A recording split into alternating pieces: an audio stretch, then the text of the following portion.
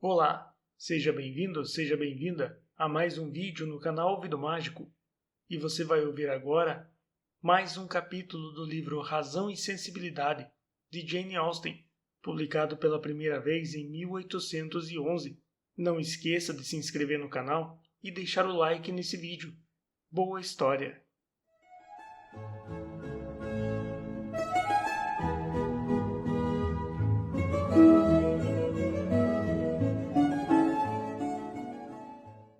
Capítulo 34. A Sra. Dashwood tinha tanta confiança no julgamento do marido que, no dia seguinte, foi visitar tanto a Sra. Jennings quanto a filha dela, e sua confiança foi recompensada ao considerar a primeira, a senhora com quem suas cunhadas estavam hospedadas, merecedora de sua atenção. Quanto a Lady Middleton, considerou-a uma das mulheres mais encantadoras deste mundo. Lady Middleton também gostou da Sra. Dashwood. Havia uma espécie de frio egoísmo em ambas que as atraía mutuamente e simpatizaram uma com a outra por uma insípida semelhança de comportamento e a necessidade geral de compreensão que ambas tinham. Contudo, os mesmos motivos que recomendavam a Sra. John Dashwood para Lady Middleton não foram apreciados pela Sra. Jennings, que a considerou nada além de uma mulher orgulhosa e antipática, que tratava as irmãs do marido sem nenhum afeto. Além disso, concluiu que não tinham nada a dizer uma à outra, pois dos 15 minutos que durara a visita dela na Berkeley Street, 7 minutos e meio haviam sido de absoluto silêncio. Se bem que não pensasse nem sequer em perguntar, Eleanor queria muito saber se Edward se encontrava na capital. Porém, nada deste mundo levaria Fanny a mencionar voluntariamente o nome do irmão diante dela, nem mesmo para dizer que o casamento com a Sra. Morton fora marcado, ou para indagar se as expectativas de seu marido a respeito do Coronel Brandon eram acertadas, porque acreditava que Eleanor e Edward ainda estavam muito apegados um ao outro e que era preciso que se continuasse a mantê-los separados, tanto por referências quanto pessoalmente em todas as ocasiões possíveis. Entretanto, a notícia que ela não queria dar acabou vindo de outro lado. Lucy não demorou a ir lamentar-se para Eleanor por não ter conseguido ver Edward, apesar de ela ter chegado à capital em companhia do Sr. e da Sra. Dashwood. Disse que o jovem cavalheiro não se atrevia a ir ao edifício Bartlett por medo de ser descoberto e, apesar da impaciência de ambos em se encontrar, a única coisa que podiam fazer por enquanto era escrever um para o outro. Não demorou muito, Edward confirmou sua presença na capital, indo 2 vezes a Berkeley Street. 2 manhãs, ao voltarem das compras, elas encontraram o cartão dele sobre a mesa. Eleanor ficou contente por Edward ter vindo visitá-las e não mais lamentou por ter sentido saudade dele. Os Dashwood estavam tão fascinados pelos Middleton que, se bem que não fosse hábito deles dar nada a ninguém, decidiram oferecer-lhes algo, um jantar. Assim, pouco depois de tê-los conhecido, convidaram-nos para jantar na Harley Street, onde haviam alugado uma boa casa por 3 meses. As irmãs do Sr. Dashwood e a Sra. Jennings também foram convidadas. Por sua vez, Sir John tratou de assegurar-se de que o Coronel Brandon também recebesse um convite, pois sabia que ele gostava de ir aonde as irmãs Dashwood fossem. O coronel recebeu o convite com alguma surpresa e muito prazer. Iriam, portanto, conhecer a Sra. Ferrars. Porém, Eleanor não conseguiu descobrir se os filhos dela estariam no jantar. Contudo, a expectativa de ver a mãe de Edward era suficiente para despertar seu interesse pelo jantar, se bem que ela não pudesse deixar de sentir uma forte ansiedade causada pela ideia de ser apresentada a essa senhora, se bem que fosse capaz de encará-la como se não se importasse com a opinião que iria fazer a seu respeito. Não podia deixar de sentir vontade de ver a Sra. Ferrars, de ter curiosidade em saber como ela era. A agitação com que ela antecipava esse jantar não tardou a ser aumentada, mais por angústia do que por alegria, ao saber que as senhoritas Steele também estariam presentes.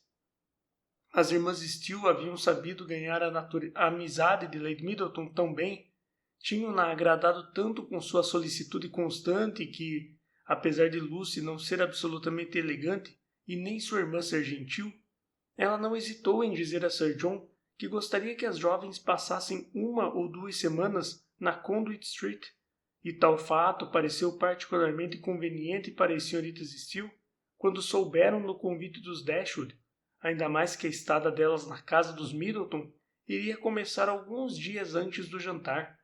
Com os esforços que fizeram para chamar a atenção da senhora John Dashwood para o fato de que eram sobrinhas do homem que dera abrigo para o irmão dela, conseguiram também lugares à mesa do jantar, mesmo porque, de qualquer maneira, seriam bem-vindas como hóspedes de Lady Middleton.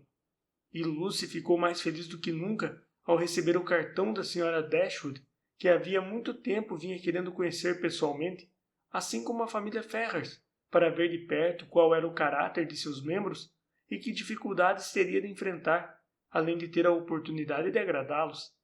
Em Elinor, o efeito foi diferente. Imediatamente imaginou que se Edward morava com a mãe, com certeza iria acompanhá-lo ao jantar oferecido pela irmã. Não sabia se suportaria a dor de vê-lo ao lado de Lucy Steele pela primeira vez depois que tudo acontecera. Essa apreensão talvez não se baseasse inteiramente na razão, e com certeza também não em toda a verdade. De qualquer modo, foi aliviada não por iniciativa dela própria, mas sim pela intervenção de Lucy, que acreditava estar infligindo uma decepção profunda em Elinor, ao lhe dizer que Edward provavelmente não iria a Harley Street na quinta-feira. Com certeza, até pretendera causar-lhe maior sofrimento ao explicar-lhe que Edward iria manter-se distante por amá-la de tal maneira que não conseguiria esconder seus sentimentos dos demais, caso estivessem juntos. Chegou afinal a importante quinta-feira em que as duas moças iriam conhecer a provável e formidável sogra de uma delas. «Tenha piedade de mim, senhorita Dashwood», disse Lucy enquanto subiam a escada lado a lado, pois os Middleton tinham ido à casa da senhora Jennings e todos haviam combinado de irem juntos. «Não tenho ninguém que me ajude, a não ser a senhorita. Mal posso me manter de pé. Ó, santo Deus! Daqui um momento vou ver a pessoa de quem a minha felicidade depende, a pessoa que vai se tornar minha mãe». Elinor poderia colocar um fim em tanto sofrimento, sugerindo a Lucy que existia a possibilidade da senhora Ferrars tornar-se mãe da senhorita Morton e não dela. Mas em vez de fazer isso, assegurou-lhe com sinceridade que sentia muita pena dela, para a surpresa de Lucy, que se sentiu desconfortável, uma vez que esperava ser, pelo menos, objeto de uma irrepreensível inveja de Elinor. A senhora Ferrars era uma mulher pequenina, magra, altiva, até formal no físico e séria, se não tétrica no aspecto. Seu rosto era pálido, os traços miúdos, sem beleza e naturalmente sem expressão, mas umas interessantes rugas de expressão na testa a salvavam de parecer estar sempre em desgraça ou de ser insípida, conferindo-lhe o ar de quem tinha natureza determinada e orgulhosa. Não era mulher de muitas palavras, pois, ao contrário das pessoas em geral, proporcionava uma porção de ideias, e, pelas poucas sílabas que deixou escapar, nenhuma foi dirigida à senhorita Dashwood, para quem olhava com a firme determinação de não gostar dela de qualquer maneira. Foi impossível para Elinor evitar de sentir-se infeliz diante dessa atitude. Poucos meses antes, essa atitude iria feri-la profundamente, porém já não estava no poder da senhora Ferrars magoá-la mais do que já fora magoada, e a diferença de suas maneiras para com a senhorita Steele, uma diferença que parecia ser feita de propósito para humilhá-la, apenas a divertia. Não podia deixar de sorrir ao ver a gentileza de ambas, mãe e filha, para com a única pessoa ali, uma vez que insistiam em agradar especialmente a Lucy, entre todas as demais que teriam maior empenho em mortificar-se, se soubessem o que Elinor sabia. Ao contrário de Lucy, ela não tinha poderes para derrotá-las, todavia era o alvo preferido de mãe e filha. Mas enquanto sorria diante da gentileza tão mal empregada, não podia deixar de pensar na loucura que aquilo significava, nem deixar de reparar na estudada atenção com que as senhoritas Steele cortejavam a senhora Ferrars e a senhora Dashwood. Então, via-se impossibilitada de evitar de desprezá-las, por mais que quisesse. Lucy exultava por ver-se cercada de tantas atenções, e a senhorita Steele, mais velha, precisava apenas que lhe perguntassem pelo Dr. Davis para sentir-se perfeitamente feliz. O jantar era dos grandes, os criados numerosos, e tudo evidenciava a inclinação da anfitriã para se exibir e a habilidade do anfitrião para apoiar seu exibicionismo. Apesar das reformas e adições feitas na propriedade Norland, e apesar de seu proprietário ter se visto obrigado a gastar algumas 1000 libras para colocar em ordem, não havia indício algum daquela indigência que ele tentara alegar para a irmã. Não havia demonstração de pobreza de qualquer espécie, a não ser em se tratando de temas para conversas, ponto esse em que a deficiência do casal era considerável. John Dashwood não tinha muito a dizer que merecesse ser ouvido, e sua esposa, menos ainda. Contudo, não existia uma desgraça particular nisso, uma vez que era esse o caso da maioria dos convidados.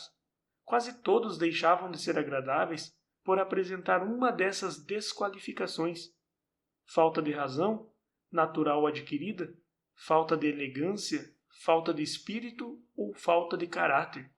Quando as damas se reuniram na sala de estar, depois de terminado o jantar, essas pobrezas de personalidade tornaram-se particularmente evidentes, pois até então os cavalheiros haviam mantido a conversa viva com algumas variedades de temas: política, anexação de terras e amestramento de cavalos.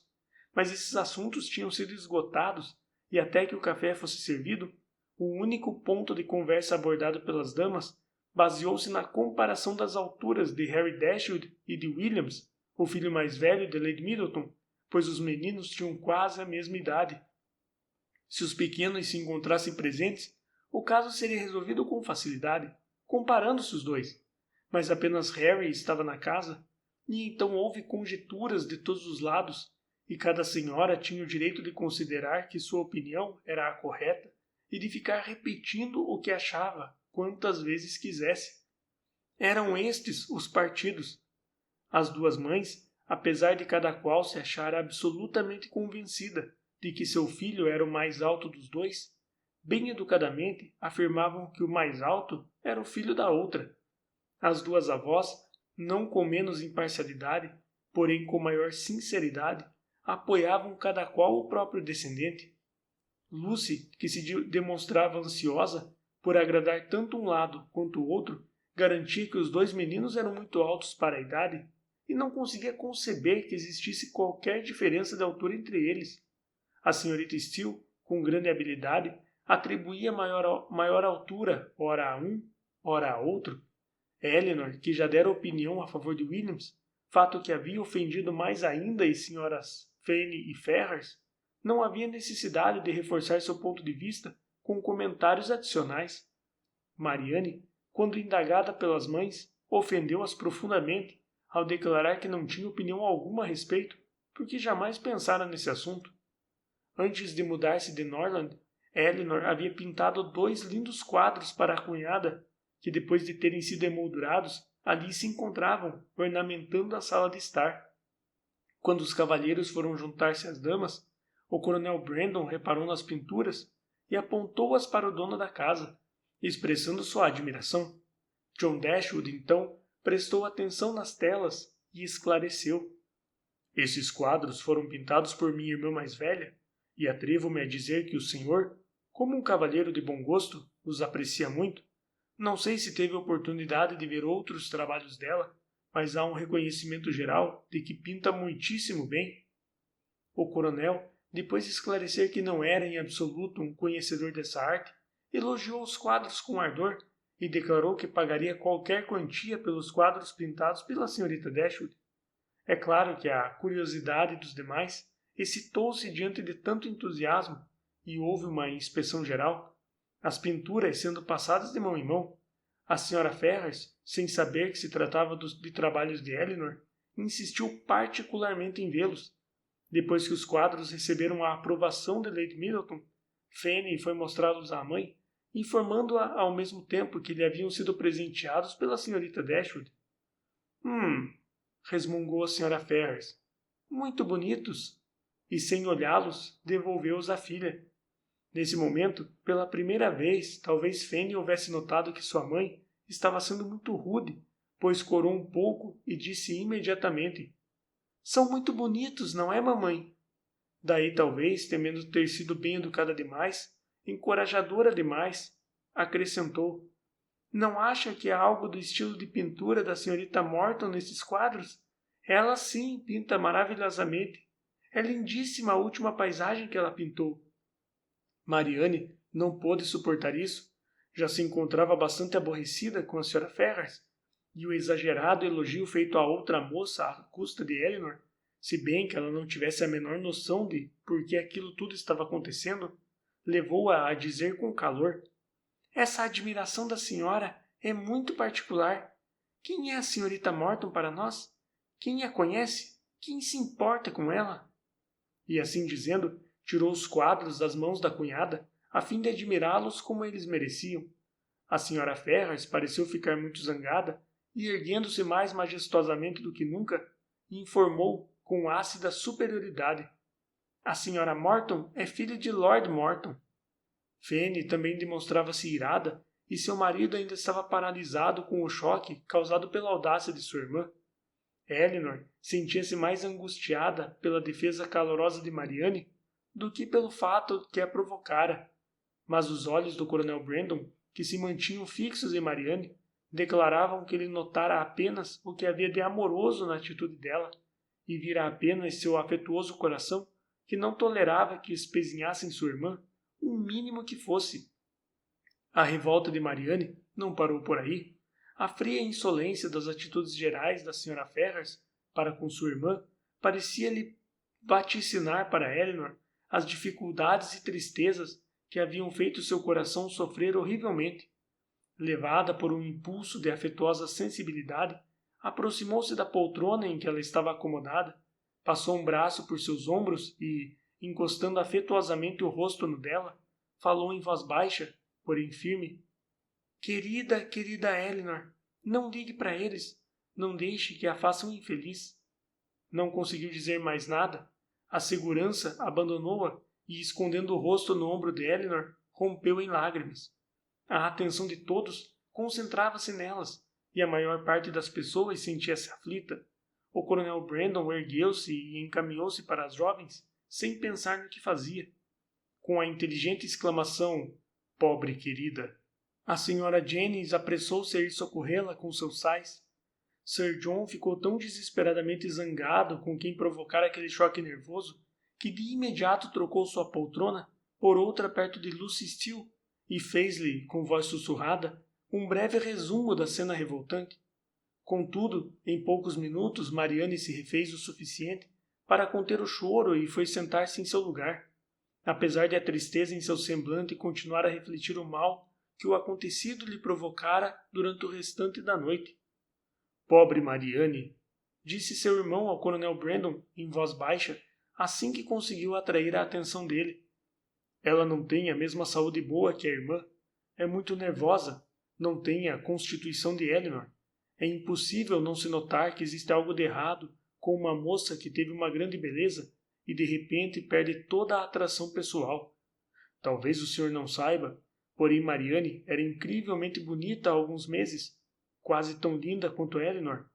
Agora, veja ao que ela se reduziu.